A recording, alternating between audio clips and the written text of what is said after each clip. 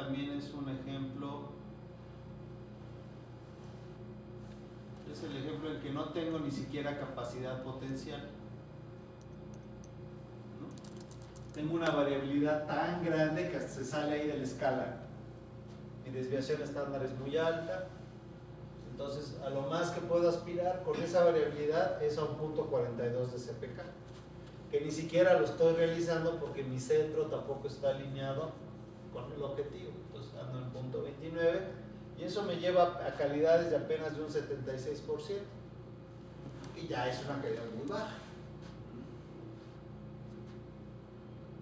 Entonces la moraleja es, ¿qué necesitas arreglar primero? Si este no puede ser más alto que este, entonces lo primero que tengo que resolver es el tema de la desviación estándar. Tengo que reducir, y esa es la moraleja, tengo que reducir la variabilidad del proceso. ¿Cómo se reduce la variabilidad del proceso? Eliminando datos extremos, excéntricos. Ahora, no vamos a eliminar cualquier dato excéntrico, vamos a eliminar solamente aquellos que la otra herramienta que vamos a ver ahorita, el gráfico, nos dice que realmente son excéntricos. No por estar en la orilla son excéntricos automáticamente. ¿Cómo interpretas el hecho de que haya digamos, dos comportamientos diferentes? Sí, bueno, básicamente pues son datos inventados, ¿no? Sí, sí. Pero es muy buena pregunta. Yo aquí puedo cambiar un poco la escala es tan grande la variabilidad que a lo mejor la escala ya no la representa. Entonces yo aquí le puedo abrir un poco la escala. Sí. Le puedo decir que me los muestre, no sé, de 8.5 a 11.5. ¿No? Entonces, sí, tú estás viendo que el comportamiento no se ve muy normal, que digamos. En los distintos softwares, entre ellos pueden hacer ajustes, ¿no? Ya cuando tú ves, es como decir, imagínate que esto no fuera un cuadrado más o menos, un rectángulo, sino que tuviera una forma medio extraña. Entonces tú decías, bueno, pues es que no sé si usar un trapecio, un triángulo, qué fórmula usar de las que vienen aquí en el librito. Igual es en estadística, no sé qué distribución usar, ya vi que la normal como que no le ajusta muy bien. Entonces el software trae un método así muy práctico de decir, bueno, si no es normal, entonces hay un grupo de distribuciones, hay una técnica que le inventó un señor Pearson, que lo que te hace es como que te inventa en ese momento un modelito. Quizás no se notó mucho cambio, pero esta curva de aquí ya no es la normal, ya no es una normal, tiene ya un cierto sesgo. A lo mejor se alcanza a ver, es un poquito más larga de este lado que de aquel. Se trata de acomodar a los datos y entonces en teoría te va a dar un CPK más real. O sea, este pronóstico va a ser más real que el anterior.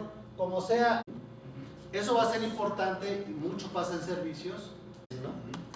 Están pegados, por decir, los datos a un lado, hay mucho sesgo hacia la derecha. Esto es clásico o típico de lo que le llamamos atributos. Un atributo es cuando tú estás midiendo, estás contando defectos o fallas o defectuosos. Ese es, como tienes un límite natural que es el 0, no puede haber menos de 0 defectos. ¿Ya? Vas a tener un montón de datos. Si por ejemplo, si tú estás contando quejas por día de tus clientes, conforme tú vas mejorando tu calidad, vas a empezar a tener muchos días sin quejas. A lo mejor pasan 5 días y no hay quejas. Y al sexto día cae una queja o 2 quejas, y así otra vez ceros. Entonces, el 0, que es el valor extremo, va a ser el que va a tener más frecuencia. Eso es muy común cuando estás contando defectos. Entonces, no vas a tener una distribución normal, vas a tener una distribución sesgada que se maneja estadísticamente con otro modelo. Ese otro modelo implica otras fórmulas diferentes, que es lo que puede tener un software. El software sabe que es no normal y aplica otras fórmulas diferentes. ¿Para qué? Para que tú puedas tener finalmente un estimado, tú puedas reportar una confiabilidad de tu proceso. Tú puedes decir, bueno, puedo garantizar que el 99.52% va a estar dentro de la especificación. Si yo hubiera usado un modelo normal, que no le ajusta para nada, me va a dar otro resultado, que no va a ser tan real. Entonces, del 99.52 en nada a mi distribución. Entonces, yo le creo más al otro resultado. Es como si esto lo quisiera yo medir con una fórmula de un triángulo o o una fórmula de un círculo. Pues va a dar resultados diferentes, ¿no? Entonces tengo que escoger el que más se acerque, el modelo que más se acerque a mi realidad. Entonces esta es la forma en que tradicionalmente, bueno, lo que digamos, de manera ya rutinaria se pueden hacer estos estudios. Y bien. Entonces vamos a pasar con la otra herramienta para poder empezar a usar el cálculo de los costos que les quiero mostrar. Pues ya tenemos el concepto de CP y CPK como resultado de un estudio de capacidad de proceso. Y ahorita vamos a ver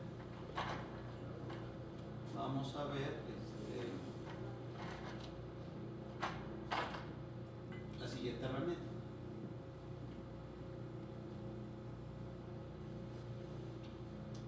Entonces estábamos por acá.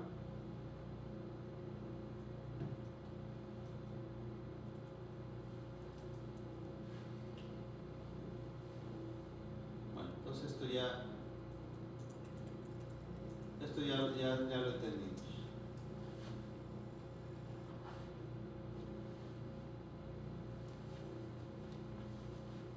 Bien, entonces ahora nos falta responder, dijimos que para reportar un CPK tenemos que estar seguros que el proceso ya es estable.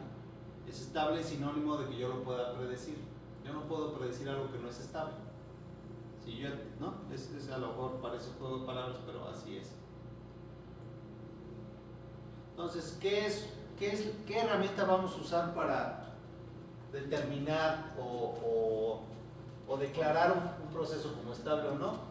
El gráfico de control. De hecho, el gráfico de control pues, es la herramienta estrella, por decirlo así, del control estadístico. Es una herramienta antigua y ha probado su eficiencia o su eficacia 8 décadas, no sé cuántos años. Entonces, la gráfica de control básicamente incluye 3 líneas. Una línea central, que es el promedio de mi proceso, y un límite de variación natural superior y un límite de variación natural inferior. Estos límites son límites 6 sigma, se llaman. O sea, es muy parecido al estudio de capacidad, nada más que este se dibuja horizontalmente, por decirlo así.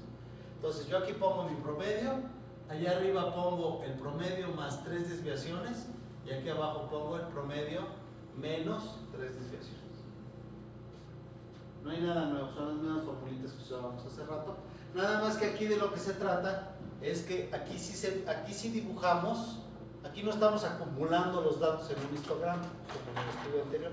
Aquí sí dibujamos cada dato en una especie de run chart, ¿no? Que le dicen en inglés una gráfica de corridas, una gráfica pues, en donde tenemos que respetar el orden de los datos.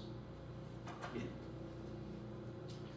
El criterio para decir si el proceso está controlado o no, o sea, si es estable o no, si es predecible o no, es si todos los puntos caen dentro de los límites y además no se ve ninguna tendencia así obvia, o sea, que todos vayan para arriba, cosas así, o para abajo, entonces solamente existe variación rutinaria. Esto que ustedes ven que sube y que baja es una variación que el que inventó esta gráfica la definió así, variación rutinaria.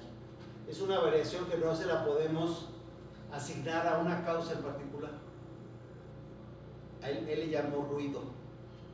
Y tiene mucho que ver con el ruido en electrónica. ¿Sí? Es una señal que varía, pero no trae información.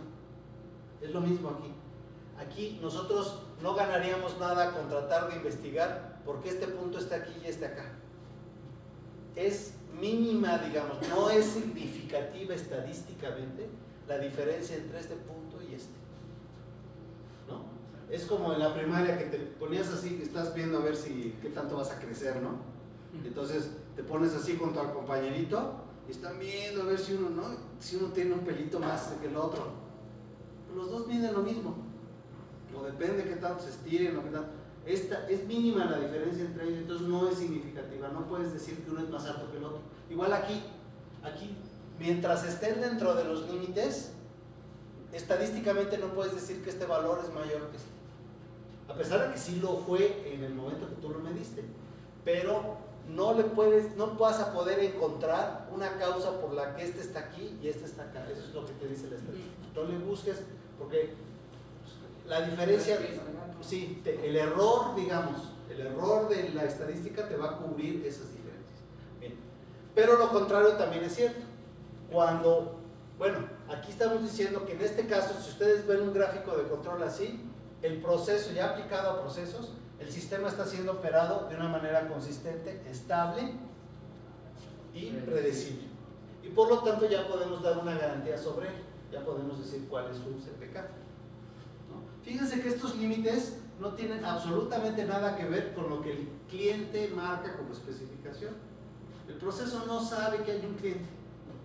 El proceso no puede oír al cliente. Nosotros somos los de calidad y nosotros somos los que somos como que la interfaz entre el cliente y el proceso. ¿Cuándo un proceso no es previsible? Bueno, cuando pasa es lo contrario. Tenemos datos fuera de los límites naturales. Estos puntos, bueno, no nos gustan porque son excéntricos, pero son los que traen información, curiosamente. Aquí ya hay una diferencia significativa entre este y los demás. Este dato es diferente a los demás, significativamente diferente, igual que este de acá. Entonces la virtud de la técnica o el chiste de la técnica es poder calcular correctamente la ubicación de estos límites para que nos sirva como un filtro para decir qué parte trae información de mi gráfica y qué parte no. Esto es ruido y esto es señal. ¿Ok? ¿Y para qué nos sirve esa señal? Pues para tomar una acción correctiva, preventiva sobre esto. Aquí sí va a haber una causa que va a depender de qué tanto lo investiguemos, si la encontramos o no, pero hay información ahí. ¿Ok?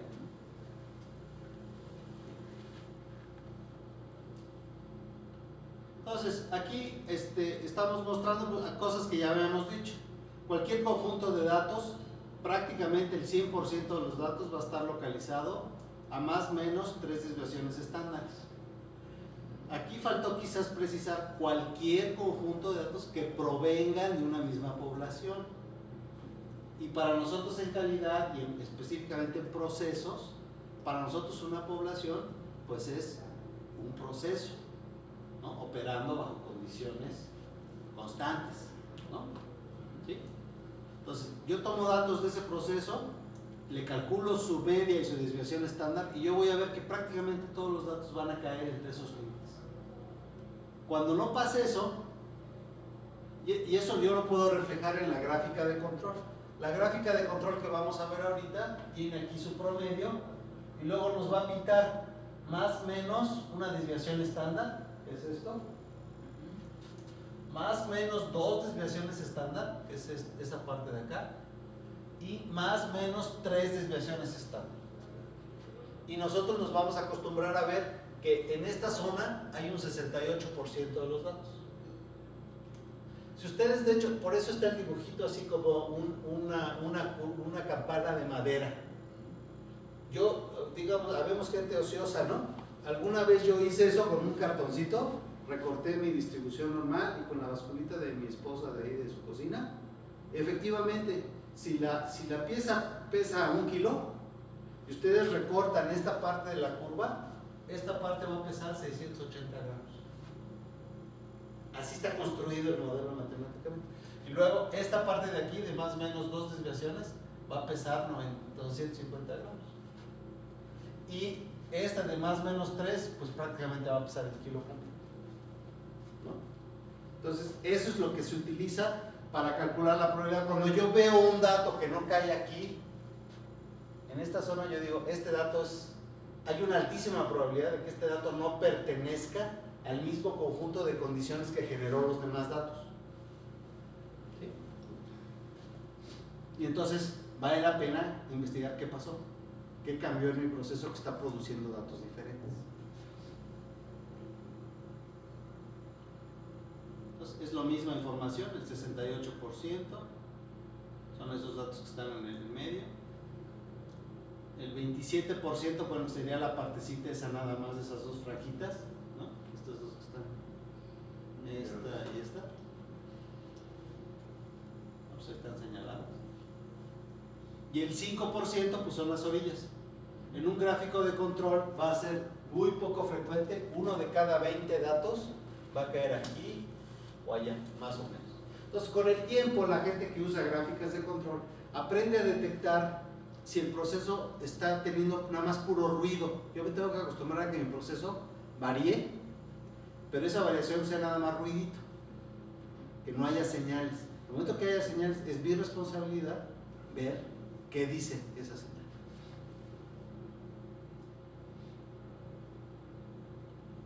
Entonces, esta foto creo que está padre e indica más o menos lo que queremos decir, ¿no?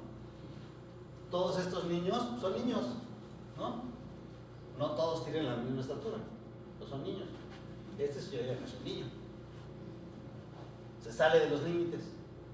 ¿Qué hace ese señor ahí con los niños, no? El entrenador. Los entrenadores que gustan. Yo no veo que los niños estén vestidos así como de básquetbol. Está raro. O a lo mejor es el payaso que contrató. Una fiesta, ¿no? Sí. Esa es la idea, básicamente. Pero tienes razón, porque aquí representa algo que está afuera y que te dice. El excéntrico, ¿quién es ahí? Ahí es el excéntrico. Pues el basquetbolista. Muy bien representado. Y entonces, si alguien me dice, oye, consígueme a 2, 4, 6, 8, 9 niños y yo entrego eso, van a decir, oye, hay una no conformidad, ¿no? Exacto. Hay que ver análisis causa. Entonces, es así de obvio, así es. Entonces, aquí dice cualquier dato que caiga más allá de las más 3 sigmas. Si yo mido la estatura de estos niños, les calculo su promedio y su desviación estándar, voy a tener un valor promedio por aquí y un más menos, en donde todos los niños de esa edad van a caer, seguramente. De hecho, todas estas teorías estadísticas están apoyadas en datos demográficos, casi todos, ¿no? Son los que se desarrollaron cuando se empezó a trabajar con datos demográficos. Entonces, inmediatamente yo puedo detectar que este señor no forma parte de esa población. ¿Okay?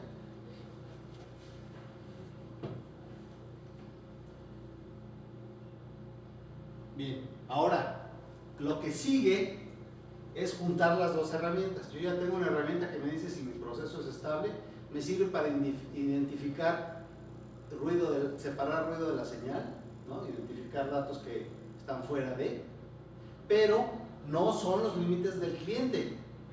Entonces, ahora hay que juntar las dos herramientas. Yo necesito, para poder cumplir con el cliente de la manera más económica, yo necesito tener un proceso que de manera natural, sus límites que me dan de manera natural, sean suficientemente cerrados para no salirse de la tolerancia del cliente. Y ahí empieza lo interesante. Yo tuve que haber diseñado un proceso que no tenga tanta variabilidad como para que se salga de los límites del cliente. Entonces tengo varios casos. Tengo el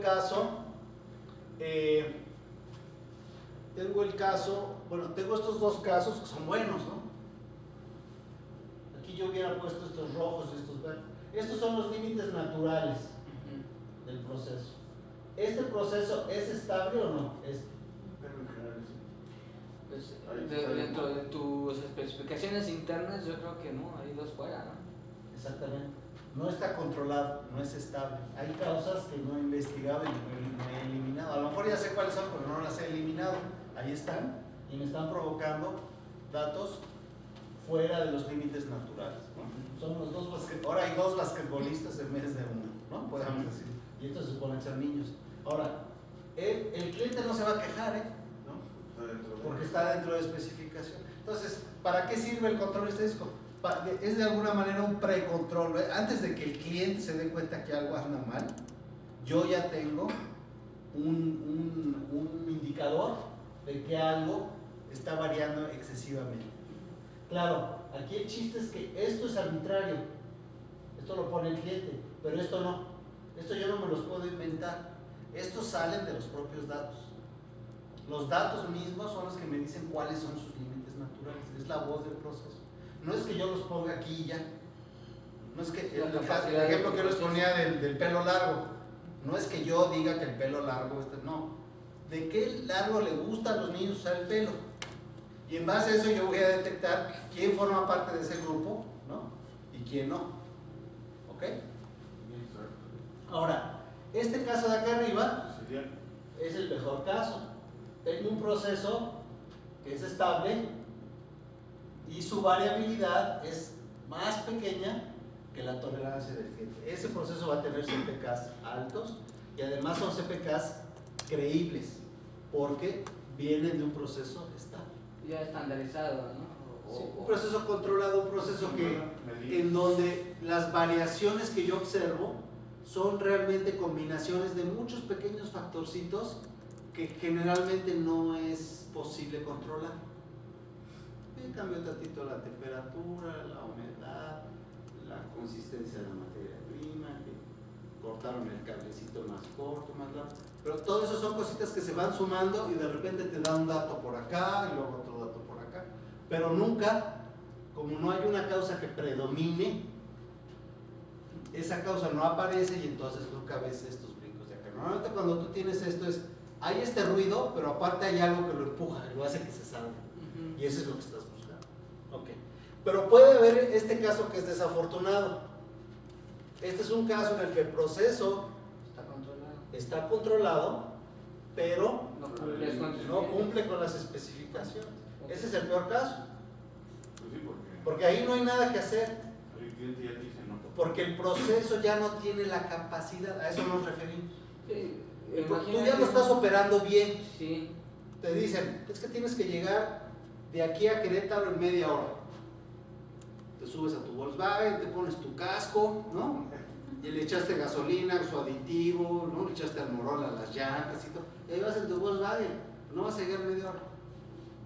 Pero tú eres un pilotazo y tu carro está al centavo, pero él no da el proceso para cumplir con lo que el cliente está pidiendo. No, imagínate, es un alimento, ¿no? Que si te pasas esa especificación, pues ya puede ser nocivo, ¿no? Para la salud. Claro. O en seguridad, digo, una llanta mala, ¿no? Así es. Esa de especificación pues, no te va a responder.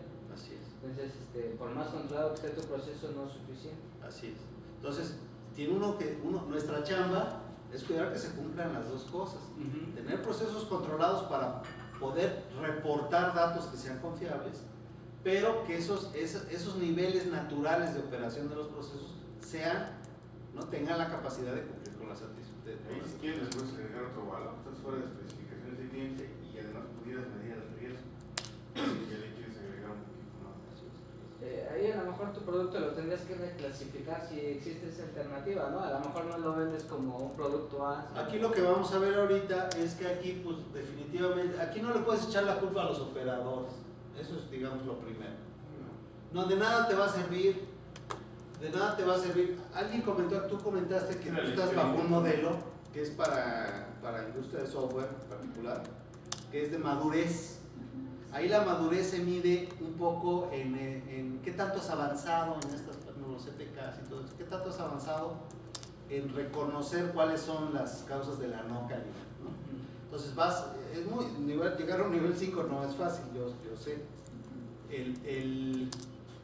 El tema aquí es se me fue la idea. El tema aquí es tenemos que en estos casos el proceso está siendo operado a su máximo potencial. Entonces, ahí lo que hace falta es una reingeniería, tenemos que cambiar el proceso. No, sería también tenemos que comprarnos un Ferrari tal vez para llegar a media hora. Lo que es del experimento de las canicas rojas y blancas. Ajá. Pues es esto.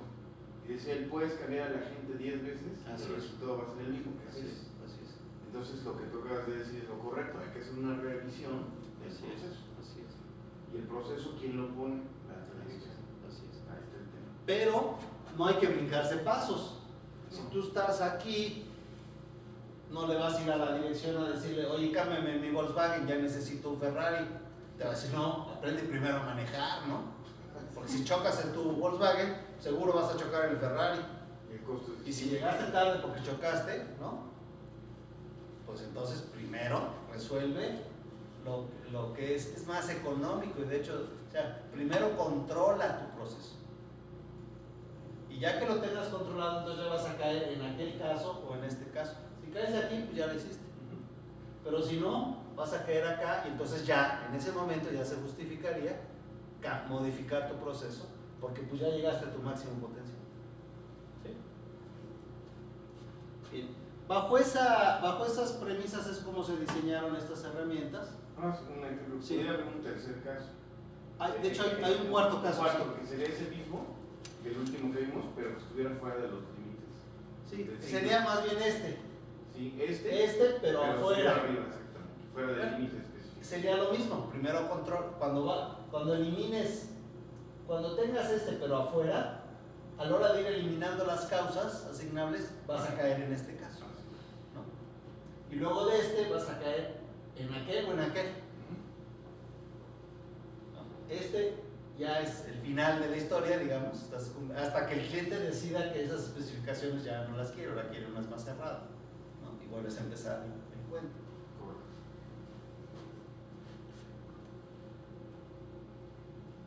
Entonces, la moraleja es, muchas ocasiones basta con eliminar las fuentes de variación excepcional, los puntos fuera de los límites, para obtener importantes mejoras. Sí, lo que yo te quería, ya me acordé lo que te quería decir, perdón, del modelo. Estos modelos de madurez tienen mucho que ver con etapas que van recorriendo las empresas, ahora sí que en este camino de la mejora. Cuando una empresa no ha hecho absolutamente nada en su vida acerca de la calidad, y el señor que inventó esto fue el primero que se dio cuenta, a veces basta con que les pongas un letrero a la entrada de la fábrica y decirles, a partir de hoy la calidad es importante, y la calidad mejora. Les invitas una comidita a la gente, un molito, y ahí pones un animador y arriba la calidad, y la calidad mejora. ¿Por qué? Porque las empresas están hasta lo más bajo. Están hasta lo más bajo. No sabían que la calidad era importante. ¿No? Entonces ya lo saben, ya le van a empezar a echar ganas. Bueno, pero ahí también se topa uno. Se va uno topando con los límites pues, de lo que da. O sea, yo puedo tener mucha voluntad por hacer bien las cosas, pero a lo mejor no las sé hacer. Entonces ya necesito empezar a tener las competencias, o empezar a tener los recursos, etcétera, etcétera. Entonces ya voy madurando, ¿no? Ya voy madurando en esta escala de calidad hasta llegar a la parte, yo imagino que ya a nivel 5 ya estás hablando de que ya estás optimizando tus procesos. Ya estás en un nivel ya de investigar tu operación para saber cómo puedes maximizar y competir con lo mejor de lo mejor en ese proceso, ¿no? Pero ya pasaste por muchas etapas antes, entonces lo que te funcionaba al principio no necesariamente te va a seguir sirviendo porque tu empresa cada vez es más difícil. Cada vez la variación que tienes que ir eliminando es menos evidente o menos inclusive a veces los instrumentos con los que medías algo, resulta que como es paradójico, tú tienes un muy buen equipo de medición y todo que te medía tus variaciones, pero como tu calidad va mejorando, llega un momento en que ese equipo ya no te sirve, ya no detecta la variación que tiene tu proceso. ¿Sí? Bien. Uno esperaría ver que los EPKs, de los que yo les decía, en un proceso estable, pues a lo largo del tiempo se van a mantener constantes. Eso es básicamente lo que dice ese dibujito. Y ya. Entonces, veríamos aquí, antes de entrar ahora sí al cálculo que queremos hacer de un beneficio de un proyecto, ya nada más les mostraría yo en el software cómo se ve un gráfico de control. Un gráfico de control pues lo podríamos ver aquí en alguna otra parte.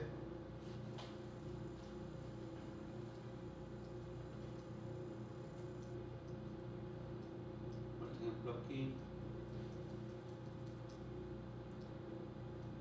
no sé, estos datos,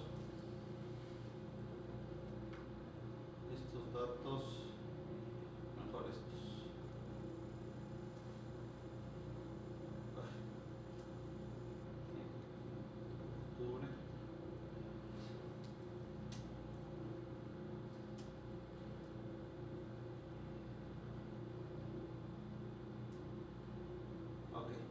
Esto sería un gráfico de control que si ustedes lo ven ya, y ahora sí que ya hecho en serio, en realidad son dos gráficos. ¿Por qué? Porque acuérdense que son dos las estrategias que vamos a seguir para mejorar nuestro CPK. La primera estrategia dijimos que era centrar el proceso, ¿no? O la segunda, no me acuerdo cuál pusimos primero. Esta gráfica de aquí, esta, me va a ayudar a ver la variabilidad con respecto al centro del proceso.